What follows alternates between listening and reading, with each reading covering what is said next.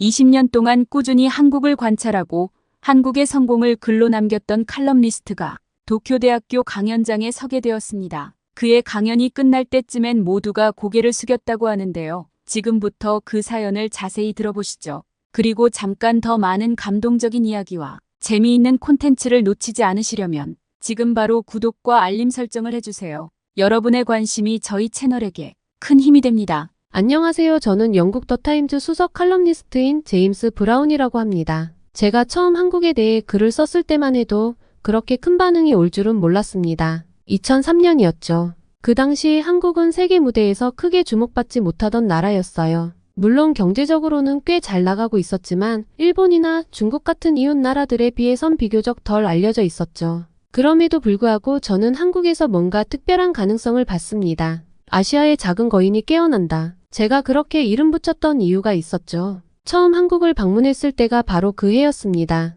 2003년 저는 더타임즈에서 아시아 경제를 취재하는 일을 맡고 있었고 한국도 당연히 제가 다뤄야 할 국가 중 하나였죠.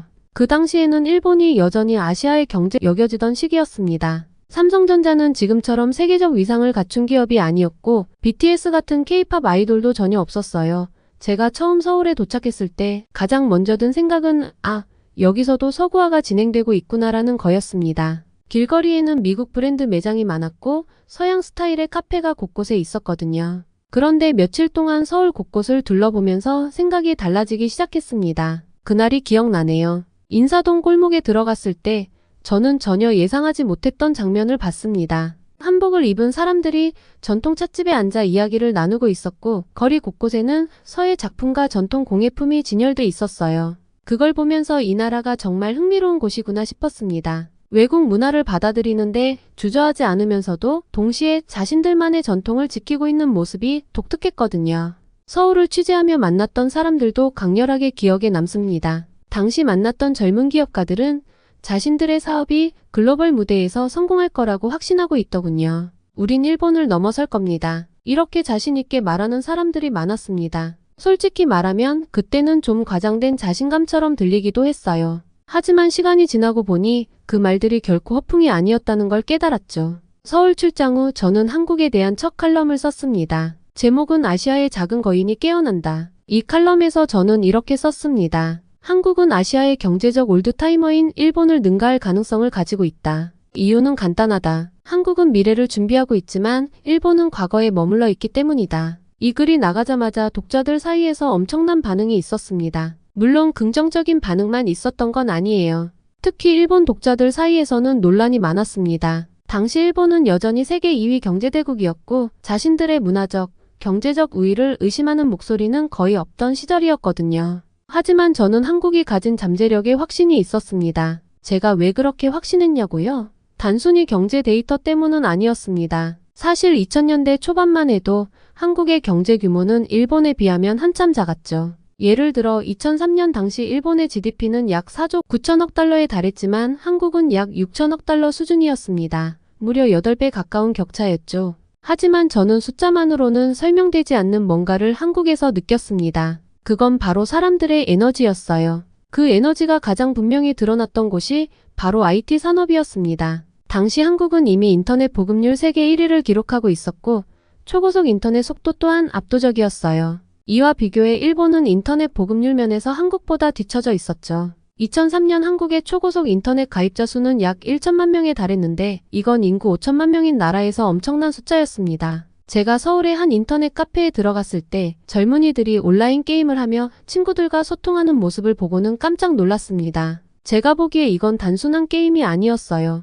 디지털 혁명이었습니다. 그리고 무엇보다도 한국은 끊임없이 새로운 것을 시도하는 나라였습니다. 한 예로 삼성전자는 이미 이 시기부터 애플과 경쟁하기 위해 준비 중이었어요. 물론 그때는 지금처럼 스마트폰 시장을 장악한 상태는 아니었지만 애니콜이라는 이름으로 휴대폰 시장에서 혁신적인 변화를 주도하고 있었죠. 그때 삼성전자 관계자와의 인터뷰에서 들었던 말이 아직도 기억납니다. 우리는 일본 기업들과 다릅니다. 일본은 과거의 성공에 안주하고 있지만 우리는 세계 시장을 향해 나아갈 겁니다. 그때는 그 말이 조금 과장된 것처럼 들리기도 했습니다. 일본 기업들은 여전히 강력한 글로벌 경쟁력을 가지고 있었으니까요. 하지만 지금 돌이켜보면 그들은 이미 자신들의 성공을 예견하고 있었던 겁니다. 제가 한국에 대해 깊은 관심을 가지게 된 건 바로 이런 이유 때문이었습니다. 한국은 단순히 성장 중인 나라가 아니었어요. 변화와 혁신을 받아들이고 그걸 두려워하지 않는 나라였습니다. 그리고 그 첫 번째 칼럼을 쓴 지 20년이 지난 지금, 그때의 제 예측이 맞아떨어졌다는 걸 알게 되었습니다. 그런데 정작 제가 일본에서 강연 요청을 받게 된 계기도 바로 이 칼럼 때문이었습니다. 20년 동안 꾸준히 한국을 관찰하고 한국의 성공을 글로 남겼던 것이 결국 이런 결과를 가져온 거죠. 제가 도쿄대학교 강연장에 서게 되었던 이유가 궁금하시죠? 이제 그 이야기를 시작하려고 합니다. 도쿄대학교에서 메일이 온 날이 아직도 생생히 기억납니다. 메일 제목은 간단했어요. 강연 초청 일본의 미래와 동아시아 경제에 대하여. 저는 처음엔 잘못 온 메일인가 했습니다. 도쿄대학교가 나같이 바른말을 하는 작가를 초청한다고요? 설마 실수겠지 싶었죠. 그런데 메일을 읽어 내려가면서 이게 정말이구나 싶었습니다. 내용은 이랬습니다. 브라운 선생님께서는 오랜 기간 동안 한국의 경제와 문화를 분석해 오셨고 일본이 직면한 도전 과제를 명확히 짚어주셨습니다. 최근 발표하신 칼럼 일본은 왜 뒤처졌는가? 그리고 한국이 그 해답이다는 저희 학계에서도 큰 반향을 일으켰습니다. 저희 도쿄대학교는 동아시아 경제의 현재와 미래에 대한 강연을 부탁드리고자 합니다. 솔직히 이 메일을 받고 한동안 멍해졌습니다. 그도 그럴 게 제가 쓴 칼럼은 일본의 자존심을 정면으로 건드리는 내용이었거든요. 그 칼럼에서 저는 이렇게 썼습니다. 일본은 여전히 경제적 강국이고 문화적으로도 세계적 영향력을 발휘하고 있다. 하지만 과거의 성공에 안주하며 변화의 속도를 따라가지 못하고 있다. 반면 한국은 과거를 직시하고 변화와 혁신을 두려워하지 않았다. 바로 그 점에서 일본은 한국을 본받아야 한다. 이 칼럼은 꽤나 논란을 불러일으켰습니다. 일본에서 발행되는 영어권 신문들에서도 이 글을 인용하면서 갑론을박이 벌어졌죠. 일부 일본 학자들은 제 의견에 동의했지만 반대 의견도 만만치 않았습니다. 일본은 여전히 아시아에서 가장 강력한 경제대국이며 세계적으로도 기술과 문화를 선도하고 있다는 주장이었어요. 하지만 제가 보기에 그건 과거에나 통하던 이야기였습니다. 메일을 다시 읽으면서 저는 약간의 망설임을 느꼈습니다. 내가 일본에서 이런 민감한 주제를 다룬다고? 일본 청중들이 나를 반기기나 할까?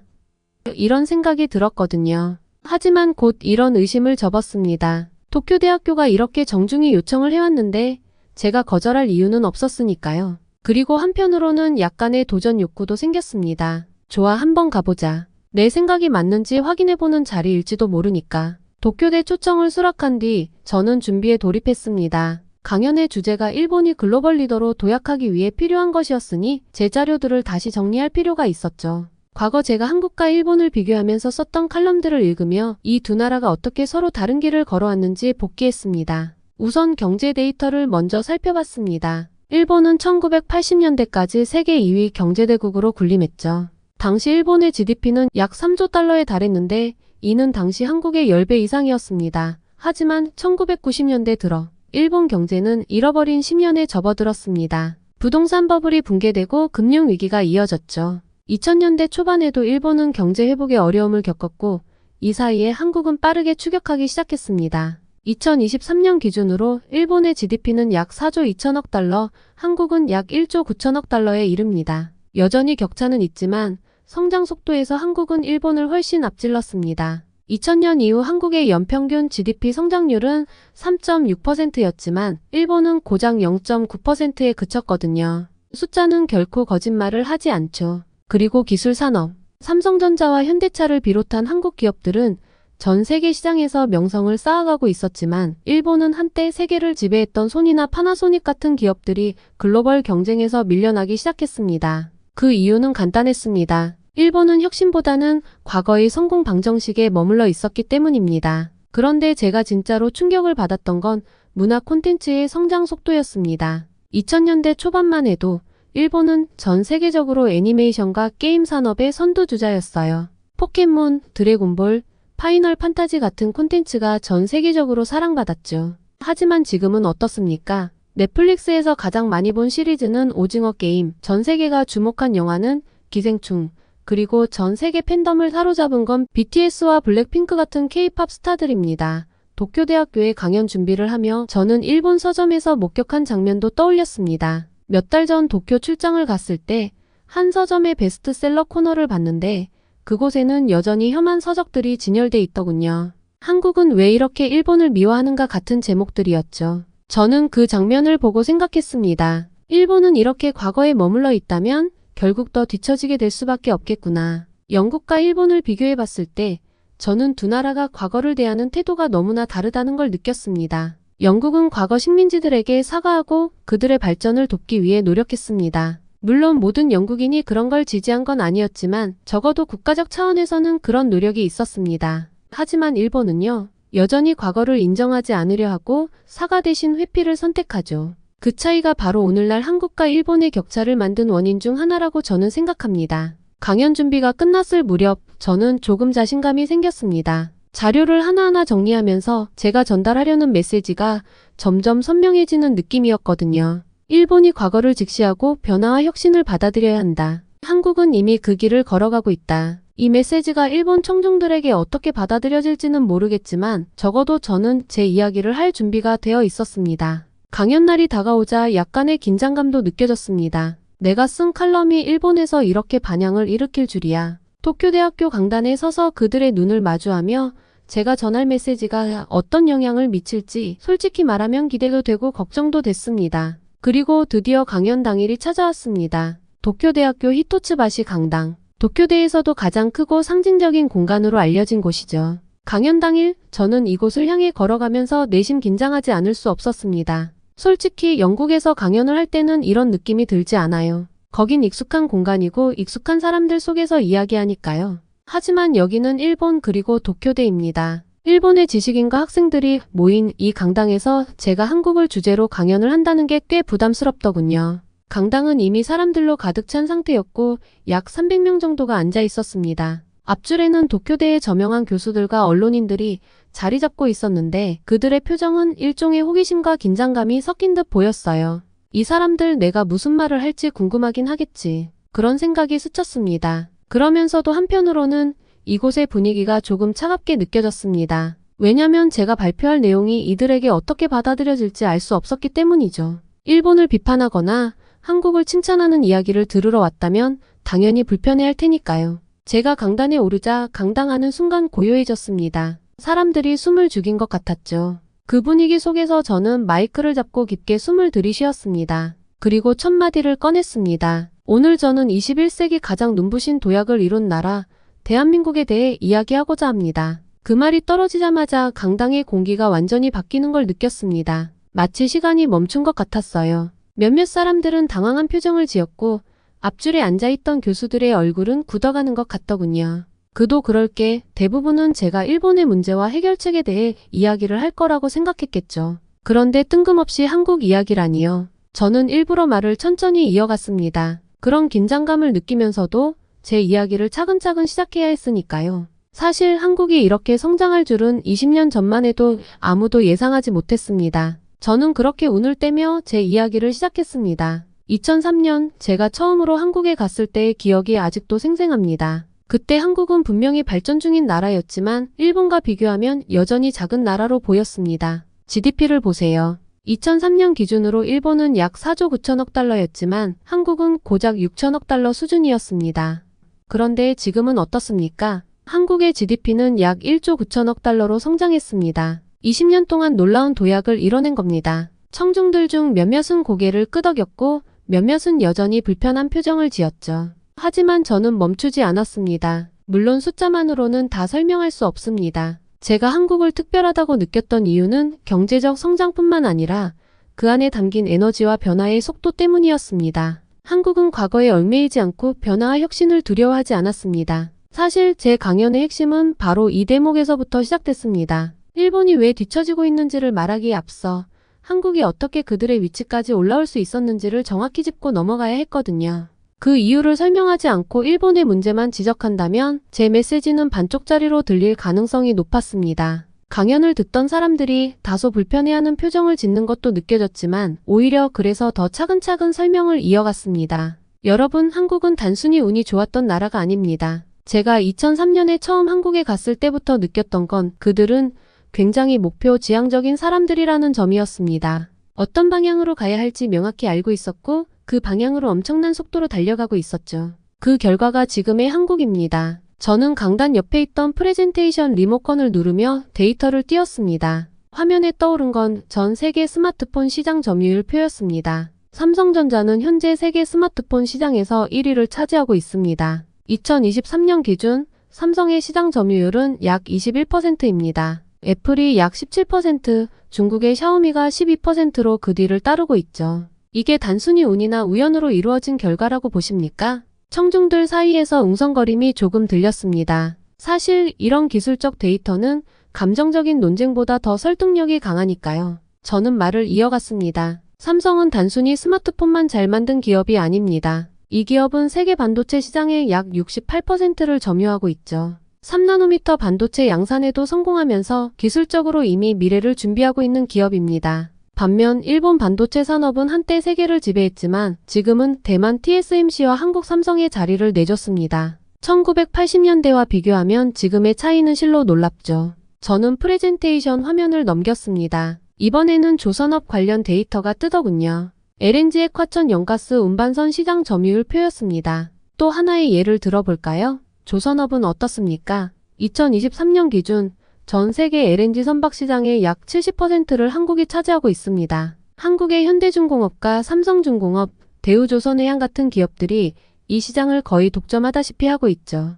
일본은 한때 이 분야에서도 선두에 있었지만 지금은 크게 뒤처지고 있습니다. 한국은 단순히 기술을 따라잡는 것을 넘어 시장을 완전히 지배하기 시작했습니다. 제가 말을 마치자 관객들 사이에서 또 한 번 웅성거림이 들렸습니다. 강당 맨 앞줄에 앉아있던 몇몇 교수들은 곤란한 표정을 지었고 일부는 슬며시 고개를 끄덕이는 모습도 보였습니다. 그렇다면 이런 경제적 성공만으로 한국이 특별한 나라라고 할 수 있을까요? 저는 잠시 말을 멈추며 청중들의 반응을 살폈습니다. 일부는 저를 똑바로 쳐다보았고 일부는 자료를 보고 있더군요. 아닙니다. 한국은 단순히 경제적 성장을 이루는 데서 그치지 않았습니다. 여러분, 지금 세계적으로 가장 인기 있는 문화 콘텐츠가 무엇인지 알고 계십니까? 넷플릭스에서 가장 많이 본 시리즈는 오징어 게임입니다. 2021년에 출시된 이 시리즈는 첫 4주 만에 전 세계에서 1억 1,100만 가구가 시청했습니다. 그뿐인가요? 아카데미 역사상 최초로 비영어권 작품으로 작품상을 받은 영화는 기생충이죠. 그리고 전 세계에서 가장 큰 팬덤을 보유한 아티스트 중 하나가 BTS라는 사실은 다들 아실 겁니다. 그들은 단순히 노래를 잘하는 그룹이 아니라 한국 문화를 세계에 전파하는 상징입니다. 여기서 저는 조금 더 천천히 말했습니다. 일부러 문장을 또렷하게 전달하려고요. 한국이 문화적으로도 세계를 선도하는 나라가 된 데에는 몇 가지 이유가 있습니다. 첫 번째는 콘텐츠의 품질입니다. 한국의 영화와 드라마는 제작 수준이 매우 높고 철저한 스토리텔링을 바탕으로 합니다. 두 번째는 콘텐츠의 세계화 전략입니다. 한국은 이미 영어를 비롯한 여러 언어로 자막과 더빙을 지원하며 전 세계 관객들이 자연스럽게 접할 수 있도록 했습니다. 마지막으로 한국은 스스로를 끊임없이 혁신하며 세계의 요구에 빠르게 적응했습니다. 이 모든 것이 한국을 문화 강국으로 만든 이유죠. 잠시 말을 멈춘 저는 강단 위를 천천히 걸으며 관객들과 눈을 마주쳤습니다. 일부는 제가 띄운 데이터를 노트에 적고 있었고 일부는 제 이야기에 깊이 빠져있는 듯 보였죠. 저는 다시 입을 열었습니다. 일본은 여전히 세계적으로 강력한 나라이며 그들의 문화는 대단히 존경받을 만합니다. 하지만 변화를 받아들이지 않는다면 어떻게 되겠습니까? 일본은 과거의 영광 속에 머물러 있습니다. 반면 한국은 불과 30년 만에 세계 강국으로 자리 잡았습니다. 이 차이는 단순히 기술이나 자본에서 오는 것이 아닙니다. 변화와 혁신을 향한 태도의 차이에서 비롯된 것이죠. 강연 중반쯤 저는 마음을 다잡았습니다. 이제는 본격적으로 일본의 문제를 지적해야 할 차례였으니까요. 물론 이 순간이 오기 전부터 조금 신경이 쓰이긴 했습니다. 일본에서, 그것도 도쿄대학교 강단에서 일본의 단점을 직설적으로 언급한다는 게 과연 무리 없는 선택일까? 여러 번 고민했거든요. 그런데 제가 여기까지 와서 그런 이야기를 하지 않는다면 이 강연은 아무 의미가 없어지겠죠. 분위기가 조금 무거워지는 걸 느꼈습니다. 사람들이 제 목소리에 집중하면서도 약간 긴장한 듯 보였어요. 특히 앞줄에 앉아있던 일본의 저명한 교수님들. 몇 분은 팔짱을 낀 채 꼿꼿한 자세로 저를 뚫어지게 쳐다봤습니다. 아마도 제가 뭘 말하려는지 이미 감을 잡은 걸지도 모르겠어요. 여러분, 지금까지 한국의 성공 이야기를 나눴습니다. 그렇다면 이번에는 일본의 이야기로 넘어가 보죠. 저는 잠시 말을 멈추고 관객들 얼굴을 한번 흘러봤습니다. 일부 사람들은 살짝 몸을 앞으로 기울이며 제 말을 기다리는 모습이었고, 다른 이들은 긴장한 표정으로 제 다음 말을 경계하는 듯 보였습니다. 분위기가 조금 더 무거워졌죠. 일본은 여전히 G7 회원국이며 선진국이죠. 이건 누구도 부정할 수 없는 사실입니다. 하지만 문제는 여기 있습니다. 성장세가 정체되고 있다는 겁니다. 저는 슬라이드를 넘겼습니다. 화면에는 일본의 경제 성장률 그래프가 떠올랐습니다. 여기 보시면 2000년대 이후 일본의 연평균 경제 성장률은 약 0.9%입니다. 반면 같은 기간 한국의 연평균 성장률은 3.6%에 달했죠. 이 차이는 단순히 숫자 몇 개로 설명되는 게 아닙니다. 이는 일본이 과거의 성공 방정식에 안주하며 나아갈 준비를 제대로 하지 않았기 때문입니다. 잠시 침묵이 흘렀습니다. 저는 일부러 말을 천천히 이어갔습니다. 중요한 순간이었으니까요. 여러분, 일본은 한때 전 세계 반도체 시장을 지배하던 나라였습니다. 1980년대 일본 기업들은 반도체 시장의 50% 이상을 점유하며 미국과의 무역 전쟁에서 승기를 잡았죠. 그런데 지금은 어떻습니까? 2023년 기준 일본 반도체 기업들은 글로벌 시장에서 10%도 채 되지 않는 점유율을 기록하고 있습니다.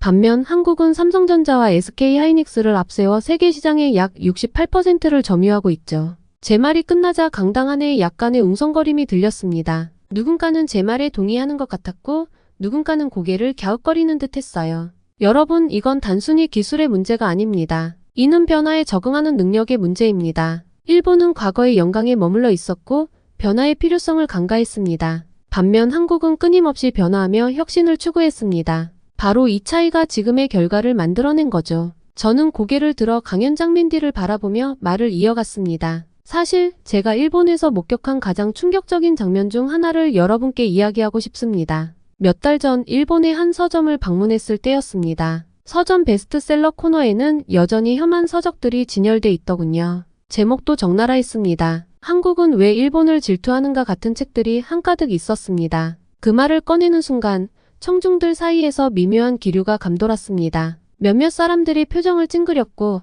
앞줄에 앉아있던 교수 중 한 명은 고개를 숙이고 무언가를 적기 시작했습니다. 그 광경을 보고 저는 이렇게 생각했습니다. 아, 일본은 여전히 과거에 갇혀 있구나. 여러분, 한국이 컴퓨터로 결제를 받을 때 일본은 아직도 결제 서류를 상사에게 도장을 받고 있죠. 얼마나 불합리합니까? 그리고 일본이 손으로 애니메이션을 그릴 때 한국은 컴퓨터를 이용해서 웹툰을 만들죠. 전 세계 사람들이 하루에 한 편 올라오는 웹툰을 좋아하겠습니까? 1년에 한 건 나오는 일본 만화를 기다리겠습니까? 앞으로 나아갔습니다. 그리고 다시 말을 이어갔죠. 일본은 과거에 한국을 침략했던 잘못을 인정하지 않았고 여전히 과거에 머물러 있는 모습이었습니다. 이쯤 되니 강연장은 더더욱 무거워졌습니다. 하지만 저는 메시지를 분명히 전해야 했습니다. 영국을 예로 들어볼까요? 영국도 한때 전 세계를 식민지로 삼았던 제국이었습니다. 하지만 영국은 과거의 식민지 국가들에게 사과했고 그들의 발전을 돕기 위해 노력했습니다. 물론 모든 영국인이 그런 선택을 지지한 건 아닙니다. 하지만 국가적 차원에서는 과거를 직시하려는 노력이 있었습니다. 그리고 그것이 영국이 여전히 세계적 위상을 유지할 수 있는 이유 중 하나입니다. 반면 일본은 그런 과정을 겪지 않았습니다. 일본이 과거의 잘못을 직시하고 사과하며 이를 발판 삼아 미래로 나아간다면 분명히 더 밝은 미래가 열릴 겁니다. 그 순간 한 교수가 자리에서 일어나 제 말을 끊었습니다. 하지만 일본은 여전히 세계적 문화 강국입니다. 여러분, 스튜디오 지브리의 애니메이션은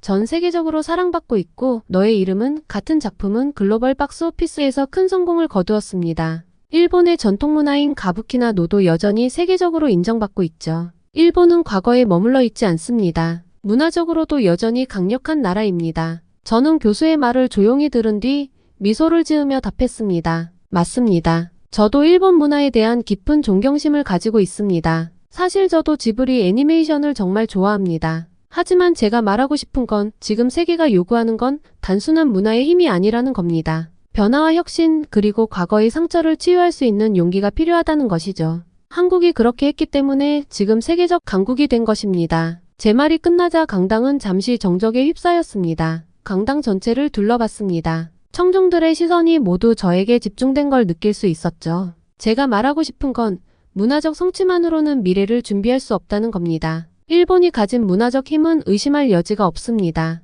하지만 세계는 점점 더 빠르게 변화하고 있습니다. 변화에 적응하지 못하는 나라는 점점 더 뒤처질 수밖에 없습니다. 저는 다시 슬라이드를 넘겼습니다. 이번에는 일본과 한국의 인터넷 보급률 변화 데이터를 띄웠습니다. 예를 들어보겠습니다. 2000년대 초반 일본은 아시아에서 인터넷 보급률이 가장 높은 나라 중 하나였습니다. 하지만 지금은 어떻습니까? 2023년 기준 한국은 초고속 인터넷 속도와 보급률에서 여전히 세계 1위를 기록하고 있습니다. 한국은 이미 5G를 넘어 6G 통신 기술 개발에 착수했으며 관련 특허수에서도 세계 1위를 차지하고 있습니다. 반면 일본은 여전히 네트워크 인프라를 완전히 구축하지 못한 상태죠. 이런 차이는 단순히 기술의 문제가 아니라 변화에 적응하려는 태도의 차이에서 비롯됩니다. 청중들 사이에서 다시 한번 웅성거림이 들렸습니다. 일본이 이런 상황을 충분히 극복할 수 있는 잠재력을 가지고 있다는 겁니다. 일본은 과거에도 그랬습니다. 메이지 유신을 통해 서구 문명을 받아들이고 근대화를 이뤄냈죠.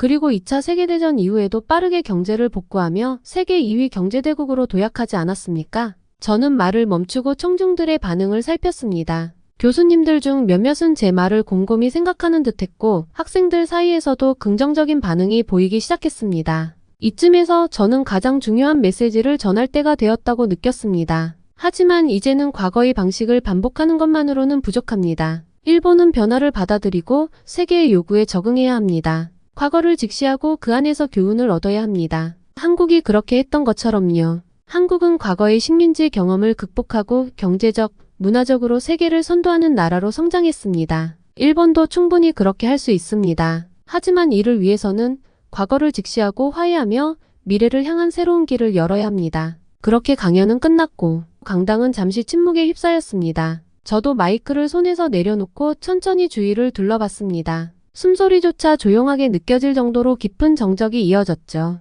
저는 강단 위에 서서 그 정적을 느끼며 제가 던진 메시지가 이들의 머릿속에 어떤 울림을 남겼을지 상상해봤습니다. 맨 앞줄에 앉아있던 교수들의 얼굴이 가장 먼저 눈에 들어왔습니다. 어떤 이는 심각한 표정으로 무언가를 적고 있었고 또 어떤 이는 팔짱을 낀 채 고개를 숙이고 있었습니다. 그들의 표정은 마치 거대한 퍼즐을 풀고 있는 사람처럼 복잡해 보였죠. 학생들 쪽은 조금 달랐습니다. 몇몇은 고개를 끄덕이며 서로 이야기를 나누는 모습도 보였고 어떤 학생은 스마트폰으로 슬라이드 내용을 촬영하고 있더군요. 그 모습을 보며 저는 제 말이 적어도 일부 사람들에게는 생각할 거리를 던졌다는 느낌이 들었습니다. 그 순간 뒤쪽에서 한 학생이 조심스럽게 손을 들었습니다. 키가 크고 안경을 쓴 젊은 남학생이었는데 표정에서 약간의 긴장감이 묻어났습니다. 그가 질문을 하기 위해 일어서자 모두의 시선이 그에게로 향했습니다. 저는 학생입니다. 오늘 강연 정말 인상 깊게 들었습니다. 하지만 한 가지 질문이 있습니다. 그는 잠시 멈추며 말을 고르더니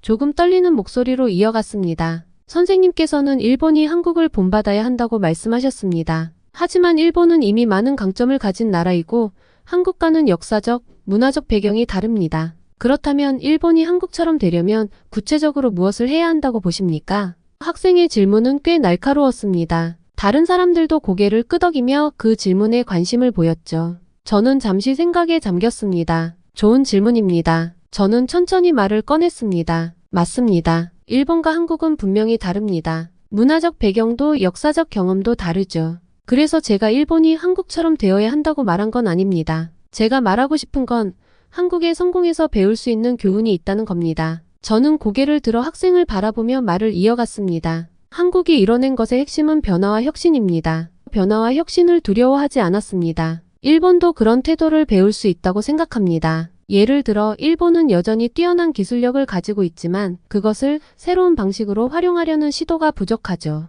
변화에 민첩하게 반응하는 능력은 한국이 일본보다 앞서 있는 부분입니다. 학생은 고개를 끄덕였지만 여전히 조금 의문이 남는 듯한 표정이었죠. 저는 조금 더 구체적으로 이야기를 이어갔습니다.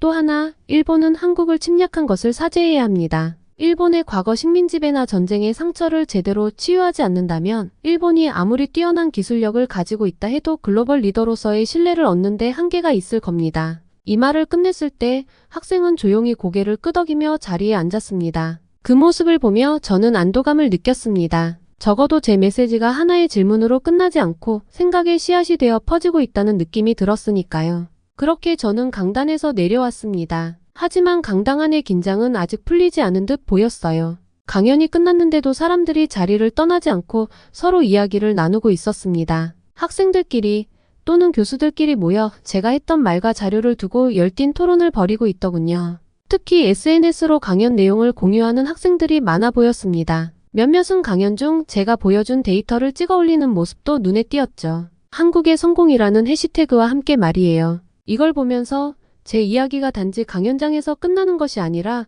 더 멀리 퍼질 가능성을 느꼈습니다. 강연 후 몇몇 교수들이 저를 찾아와 이야기를 나누고 싶어 했습니다. 그중 한 명은 이렇게 말하더군요. 오늘 정말 훌륭한 강연이었습니다. 사실 일본의 문제를 지적하는 이야기를 이곳에서 듣는 건 쉽지 않은 일입니다. 하지만 이런 이야기가 필요하다는 점에는 저도 동의합니다. 저희가 좀 더 많이 고민해봐야 할 문제라는 걸 느꼈습니다. 그 말을 듣고 저는 미소를 지으며 고개를 끄덕였습니다. 감사합니다. 일본은 잠재력이 있는 나라입니다. 그 잠재력을 발휘하려면 먼저 지금의 위치를 돌아보는 과정이 필요할 겁니다. 그는 저와 학수를 하며 제 이야기를 진지하게 받아들였다는 표시를 했습니다. 그 순간 저는 비로소 이 강연이 헛되지 않았다는 확신이 들었죠. 이렇게 도쿄대 강연은 마무리되었습니다. 솔직히 쉽지 않은 시간이었지만 제 이야기가 누군가의 마음속에 작은 불씨를 남겼다면 그걸로 충분하다고 생각합니다. 일본과 한국 그리고 동아시아의 미래는 아직 쓰여지지 않은 이야기입니다. 그 이야기를 더 나은 방향으로 만들어 나가는데 이런 작은 대화들이 중요한 시작이 될 겁니다. 오늘 제임스 브라운 씨의 사연을 통해 역사를 인정하지 않는 일본의 미래가 없다고 생각이 드는데요. 오늘의 사연에 대한 여러분의 의견을 댓글로 남겨주세요. 다양한 시각과 생각을 나누는 것이 우리 모두에게 큰 도움이 됩니다. 끝으로 구독과 좋아요는 저희 채널에 큰 힘이 됩니다. 여러분의 관심과 사랑으로 더 좋은 콘텐츠를 만들어갈 수 있어요. 오늘도 감동 충전을 시청해주셔서 감사합니다. 다음에 더 좋은 이야기로 찾아뵙겠습니다.